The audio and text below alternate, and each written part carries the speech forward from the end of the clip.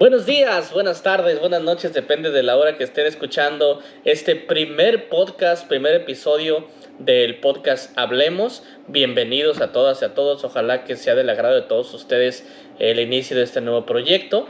Y la idea de este proyecto, de este nuevo podcast, es platicar temas interesantes y que lo vamos a desarrollar durante los episodios.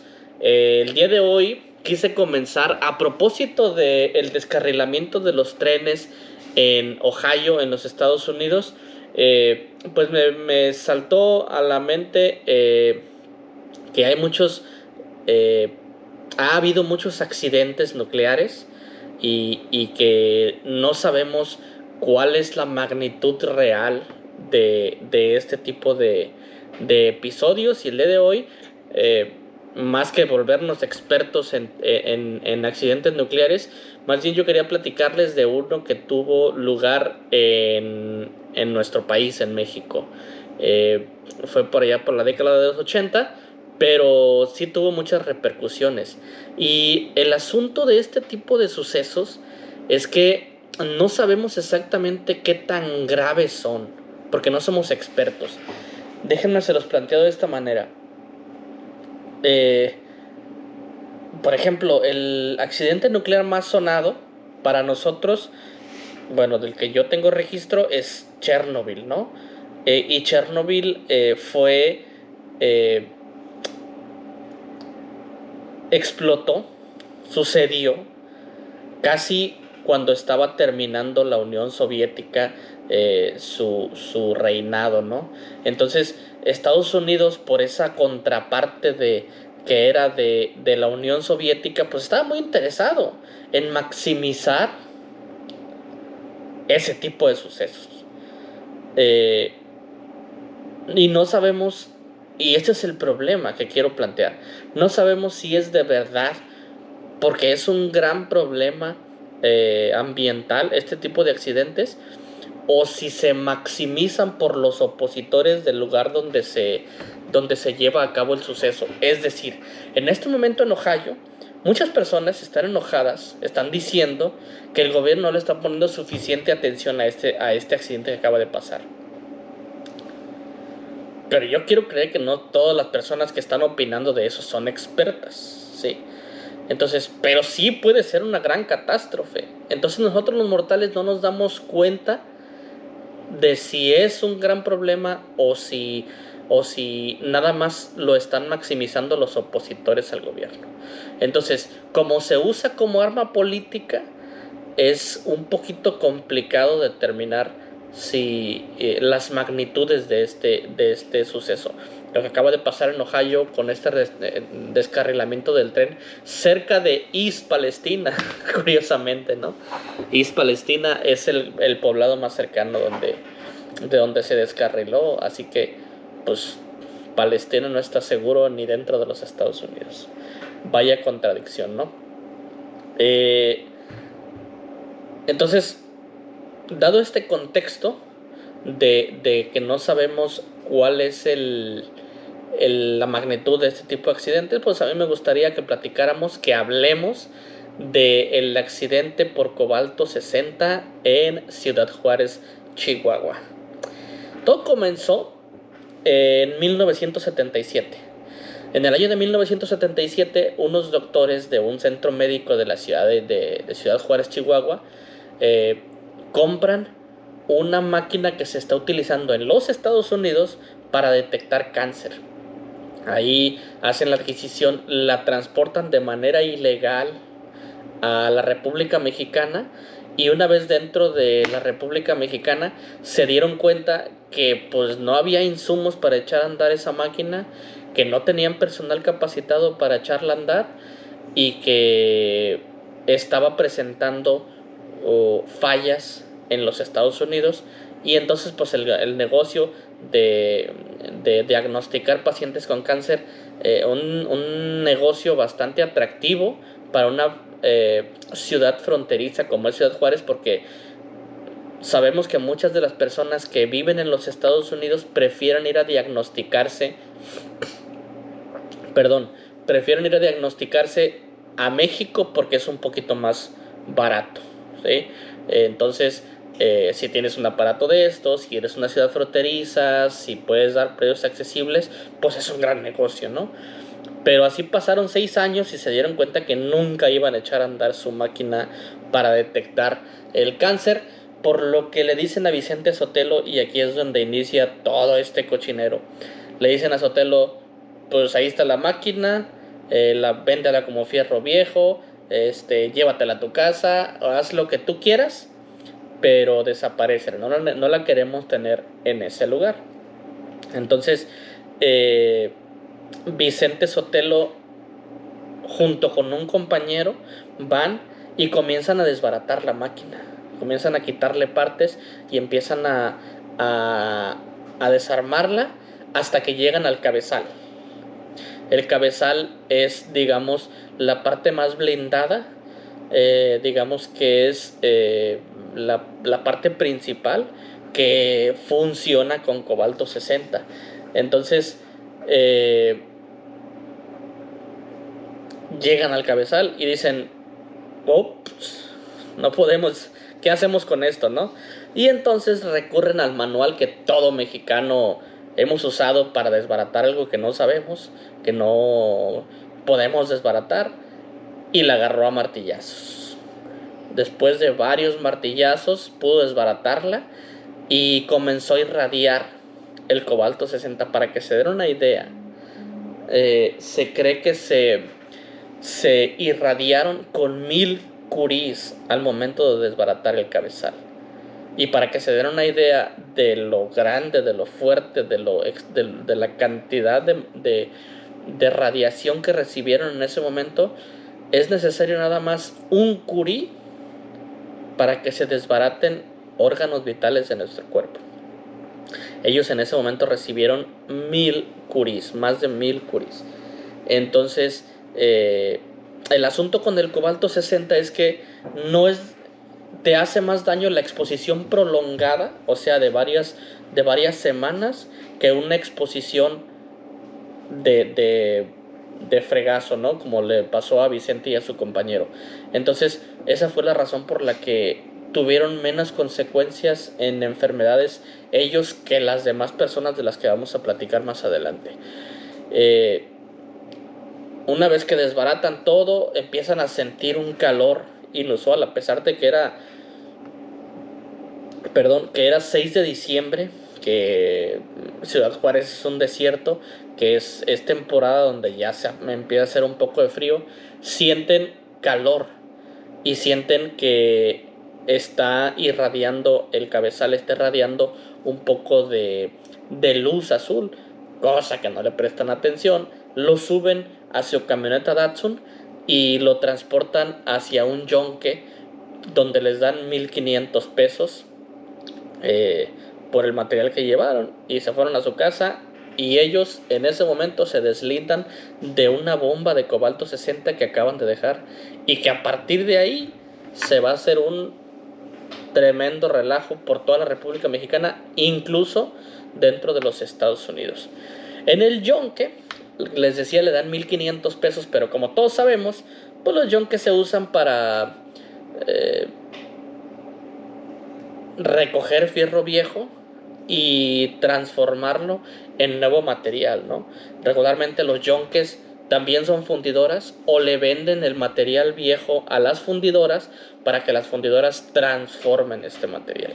Entonces, en lo que pasó en el yonque Fénix, creo que se llama el yonque donde llevaron este material, ahí hay unas enormes grúas. En la mayoría de yonques hay unas enormes grúas que transportan. No puede andar personas nada más llevando de fierro en fierro de un lugar a otro, por lo que usan unas grúas muy grandes con unos imanes también muy grandes para absorber los fierros que están abajo y transportarlos así de un lugar a otro, ¿no? Entonces, las grúas absorben el material donde estaba revuelto con el cabezal del cobalto 60, por lo que las grúas ya se irradiaron y lo transportan a un segundo lugar y en ese lugar empieza el cabezal a regar más y más y más y más gránulos de cobalto 60. No les comenté, pero en el transcurso de la bodega donde estaba la máquina hacia el yunque, también fueron soltando gránulos mientras lo transportaban. No sé si han visto, para que más o menos me entiendan, eh, cuando vas atrás de un tráiler que lleva pacas de paja, ¿sí? Por más perfectamente que vayan compactadas las pacas de paja, inevitablemente va a soltar un poco de rastrojo, ¿no? No sé cómo se llama el material, me imagino que es rastrojo, ¿no? Inevitablemente va a soltar un poco de rastrojo, y eso fue lo que pasó con la Datsun transportando el cabezal de cobalto 60. Iban sobre el camino y los gránulos se fueron esparciendo porque el cobalto 60 es un material muy volátil. Entonces, mucho se quedó dentro de la camioneta, pero también mucho se voló por la calle donde pasó la camioneta para transportar hacia el Yonke Fénix. Entonces, las máquinas, las grúas, llevan hacia la fundidora este material, este cabezal, y se empieza a trabajar ese material para transformarlo en nuevo acero. Y es ahí donde se calcula,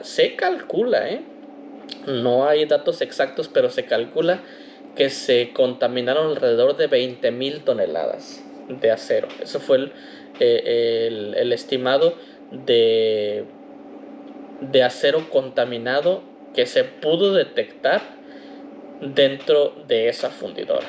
Y luego la fundidora se pone a hacer vigas con ese material y bases para mesa. Hay que decir que hasta este punto de la historia no están siendo irresponsables en la fundidora. Ellos no saben que tienen material contaminado, ¿sí? Ellos no saben que las grúas, que el suelo y que mucho del material que están procesando esté irradiado con cobalto 60, porque no se ponen a revisar fierro por fierro qué es lo que les llega, ¿sí? Entonces, se transforma en vigas para construcción y en bases para mesas, y se empieza a repartir a diestra y siniestra. Se calcula, más adelante les voy a dar la cantidad de estados a donde se mandó, estados dentro de la República Mexicana, a donde se calcula que se envió material contaminado, pero también se exportó hacia los Estados Unidos. Y es más, por haberlo exportado a los Estados Unidos es que se descubre que hay que hay material transportándose por todos lados y que esté rodeado con cobalto 60. Entonces, uno de los trailers que transportaba cobalto 60 pasa accidentalmente, porque se pierde, porque no era su ruta, pasa accidentalmente por un lugar en Nuevo México que se llama Los Álamos. No tengo el mapa ahorita exactamente, pero yo calculo que deben ser unas 5 horas de la frontera de México hacia Los Álamos, y por ahí pasa el tráiler accidentalmente, como les comentaba. Y Los Álamos, para las personas que no sepan, es donde se llevó a cabo el proyecto Manhattan. ¿Qué es el proyecto Manhattan? Pues es el lugar donde se hicieron los experimentos para crear las bombas atómicas que se arrojaron en Hiroshima y en la otra ciudad, Hiroshima y quiero decir Nagasaki, pero no estoy seguro. Ahí se crearon esas bombas. Entonces es un laboratorio que constantemente se está usando para la elaboración de armas nucleares. Por lo que estos laboratorios, en su perímetro, en sus alrededores, tienen detectores, tienen cámaras y tienen sensores que detectan el nivel de radiación para que obviamente sus trabajadores no se les ocurra hacer una travesura y sacar material radioactivo. Entonces, como les decía, accidentalmente pasa por fuera este tráiler y fotografían las placas. Pero no lo pueden detener en ese momento. O sea, no es que no puedan porque no hayan querido, sino porque nada más tomaron la foto y les dice va irradiando mucho, tiene mucha radiación ese tráiler, y con las placas buscan al dueño del tráiler, y el dueño del tráiler que les dice pues va hacia tal lugar, y creo que más o menos va a hacer estas paradas en estos lugares, en estos hoteles. Después de 1 o 2 días logran dar con el paradero del chofer, y el chofer les dice, pues de repente sale de su cuarto, sale de su cuarto de hotel, de descansar, y está un grupo de personas esperándolo ya afuera con trajes para la trata de materiales especiales o radioactivos, y le dicen pues tu carga está contaminada, no puedes seguir. Y es el chofer el que en primera instancia les dice de dónde viene, y les dice, los transporta hacia la zona cero del accidente, que fue Ciudad Juárez, Chihuahua. Les dice, vengo de allá y yo no sé nada, y en efecto él no sabía nada, no sabía que estaba transportando material radioactivo. Y, y una vez que llegan ahí, pues empieza una detección de daños, un control de daños, y empiezan a tomar acciones. No estoy seguro, no estoy seguro de este dato porque no pude encontrarlo bien, pero supongo que los Estados Unidos le prestan sensores y materiales para que puedan detectar cuáles son las zonas que tienen radiación dentro del perímetro donde está el yunque y de donde fue la bodega, porque nadie sabía cómo es que había llegado ese material ahí, nadie sabía que Vicente Sotelo lo había transportado. Entonces, ¿qué hacen? Le pegan a un helicóptero una especie de sensores para que sobrevuele la ciudad y detecte dónde existe radiación. ¿Y dónde había radiación? En el Yunque Fénix, en la fundidora, en el camino donde se ve que se usó para transportar de la bodega donde estaba hacia el yunque, y el otro lugar donde había radiación era la casa donde estaba estacionada la camioneta que se usó para transportar el cabezal. Entonces les dicen, aquí todo esto está lleno de radiación, hay que encontrarle una solución. Por lo que la fundidora dice, pues que mis chalanes, ¿verdad?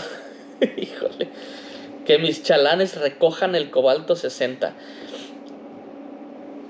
Quiero creer que este asunto fue meramente desconocimiento, no quiero creer que fue responsabilidad, que fue desconocimiento del material que esas personas iban a estar recogiendo. No sabían en realidad qué es lo que iban a estar recogiendo, porque de buenas a primeras llegaron a su trabajo en la mañana y les dijeron, pues hoy no trabajan en el yunque, hoy vamos a ir a barrer las calles de cobalto 60, ¿no?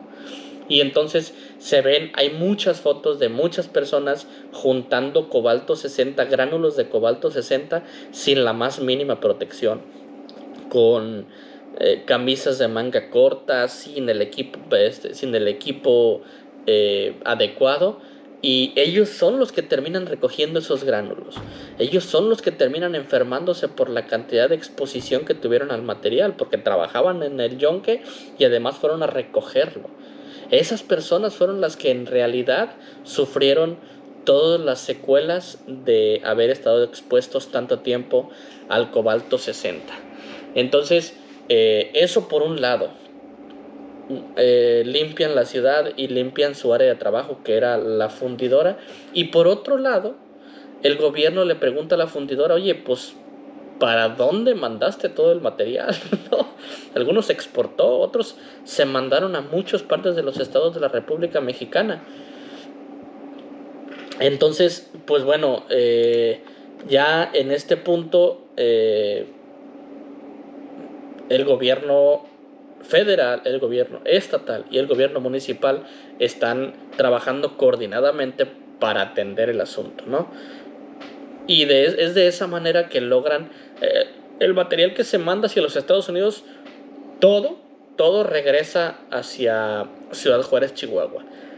Estados de la República Mexicana como el Estado de México y como Hidalgo me parece que deciden no regresarlo a Ciudad Juárez y más bien hacen ellos su propio almacén de material radioactivo y lo separan, no lo venden y bueno, le dan su propio tratamiento. Pero la gran mayoría de material sí lo regresan hacia Ciudad Juárez. Entonces, ya por si no hubiera ya grandes problemas en Ciudad Juárez, el gobierno está recibiendo mucho material radioactivo del que no tiene ni la más mínima idea de qué es lo que se debe de hacer. Entonces, para empezar, les dicen, la Datsun no puede estar en una zona habitacional, porque ahí encima de ella juegan niños, porque los compadres lo usan para poner su caguama y usarla de barra, porque pasan muchas personas, muchos peatones, entonces no puede estar aquí. Y la transportan, la quitan de la zona habitacional y la transportan, no tengo el gusto de conocer yo Ciudad Juárez, Chihuahua, pero dice que la transportan al parque El Chamizal. No sé qué tan grande, qué tan pequeño esté, pero me imagino que es un parque donde se la pasan muchas personas. Y lo rodean con alambre ciclónico y ponen a 2 policías a que cuiden que no se estén arrimando. Por supuesto que los policías estaban exponiendo la radiación. Y por supuesto que había muchas personas que estaban pasando por el parque y siendo irradiadas. Entonces, pero había muchos otros problemas que resolver, ¿no? Cuando empieza a llegar el material de Estados Unidos y del interior de la República Mexicana, designan un terreno que está entre la cárcel de Ciudad Juárez y una zona habitacional, más o menos a 150 metros de retirado. Ahí lo ponen, ahí van poniendo todo el material radiactivo. Entonces, pues pronto los vecinos y los reos, las familias de los reos, empiezan a decir, ese material no puede estar aquí. Y es que nadie quería ser el dueño del lugar donde se estaba poniendo el material radiactivo. Nadie quería ser vecino del lugar donde tenía donde se estaba depositando el material radiactivo. Entonces, sí fue un gran problema. Terminan por expropiar unos terrenos a 2 hermanos, donde les dicen, pues ese es el lugar más idóneo para, no hay zonas habitacionales cerca, estás fuera de la ciudad y este es el lugar donde vamos a hacer un pozo para depositar todo el material que esté llegando de todos lados, ¿no? Porque no puede estar en el Parque Chamizal, no puede estar a espaldas de la cárcel, entonces aquí es el lugar perfecto. Y comienzan a hacer un pozo. Comienzan a hacer un pozo porque recordemos que el material contaminado se calculó que fueron 20,000 toneladas. Yo personalmente creo que fueron muchas más, pero la versión oficial dice que fueron 20,000 toneladas. Entonces tenían que hacer un pozo lo suficientemente hondo para que cupieran todo ese material. No lo hicieron lo suficientemente hondo porque se dieron cuenta que por debajo de donde estaban escarbando pasaba un manto freático. ¿Qué es un manto freático? Pues un río subterráneo que llevaba agua a varios pueblos por ahí cercanos, Ciudad Juárez y creo que Chihuahua Capital y algunos otros municipios cercanos a ese lugar. Y creo que eso nunca se solucionó. Eso nunca se llevó, nunca se corrigió ese problema y durante mucho tiempo, es más, el día de hoy, si el cobalto 60 no ha perdido la intensidad, siguen recibiendo agua irradiada por cobalto 60. Entonces,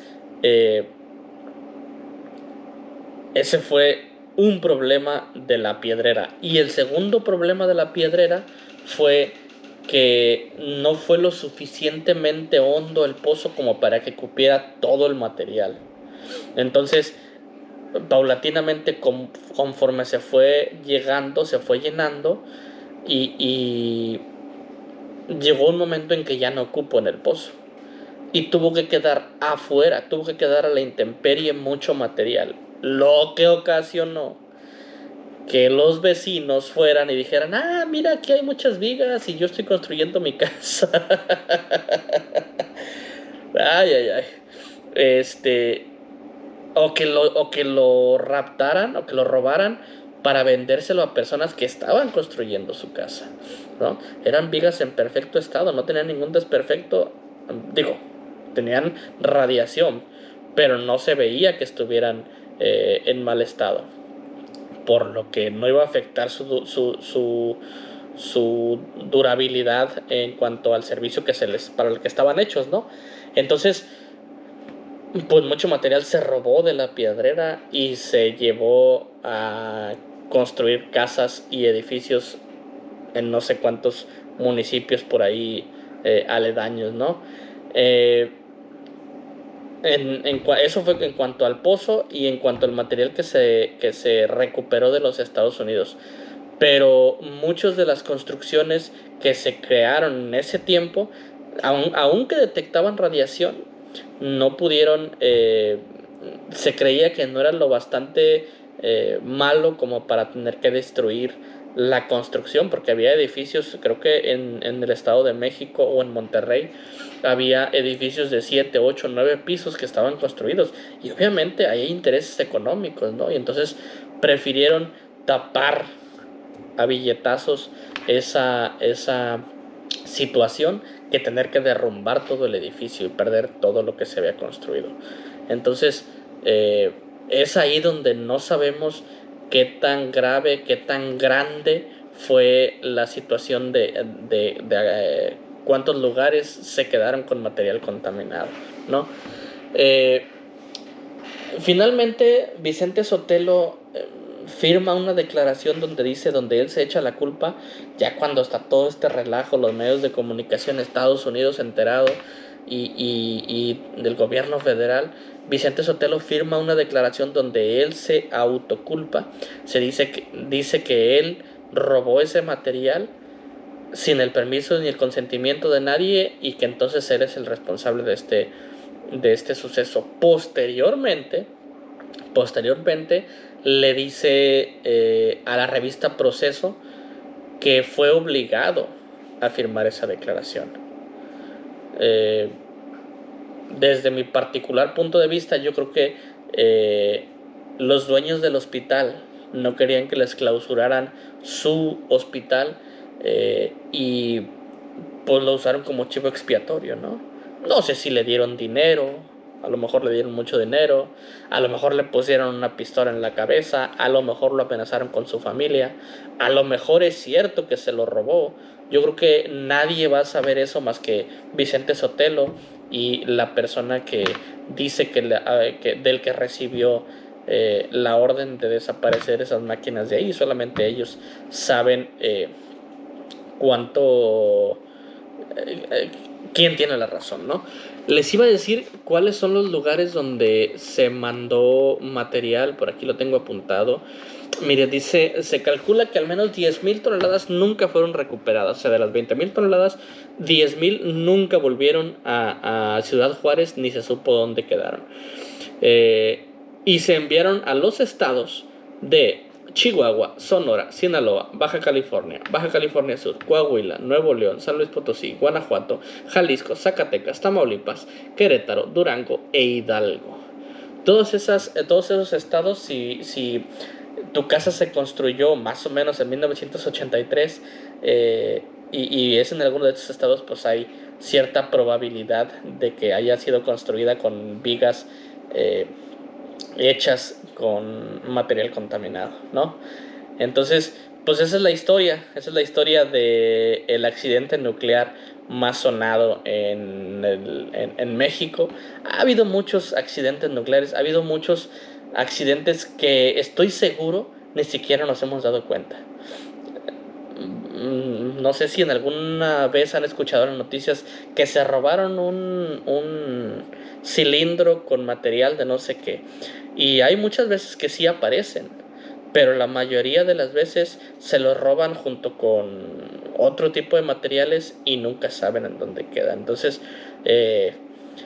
este episodio fue descubierto por el trailero perdido que pasó por Los Álamos y fue de una gran magnitud, ¿no? Las personas que trabajaban en la fundidora fueron las que llevaron la peor parte por haber estado expuestas a barrer y a limpiar la fundidora y las calles de la ciudad, y fueron las que lastimosamente menos apoyo del gobierno recibieron, o de su patrón, la fundidora, ¿no? Les decían que sí les decían que tenían que ir a revisiones al médico, pero les dicen en una entrevista, las personas dicen, pues sí, nos mandan al médico, nos sacan sangre, pero pues no tenemos para las medicinas que nos recetan, ni siquiera tenemos para el camión para ir a que nos revisen, y vamos a perder el día. Y entonces las personas dejaron de ir, dejaron de atenderse, dejaron de llevar el proceso, y fueron las que más consecuencias tuvieron durante mucho tiempo. Yo todavía recuerdo, digo, yo no, en el 83 todavía no nacía, pero sí recuerdo haber escuchado de niño el tema de los irradiados de Juárez. Y es por este suceso, ¿no? Entonces, pues ahí quedó. Ahí quedó el primer episodio de Hablemos. Hablemos de accidentes nucleares. En este caso, el accidente nuclear por cobalto 60 en Ciudad Juárez, Chihuahua. Muchísimas gracias por habernos acompañado. Los espero el siguiente fin de semana, donde vamos a estar subiendo otro capítulo con otro tema. Y espero que me sigan en las redes sociales. Aquí abajo en la descripción del video les voy a dejar mis redes sociales, donde van a poder estarme siguiendo y donde vamos a estar siguiendo en contacto con todos ustedes. ¿Sale? Muchísimas gracias. Buenas tardes, buenas noches, buenos días. Depende de la hora en que hayan empezado o terminado de ver este capítulo. Muchísimas gracias. Adiós.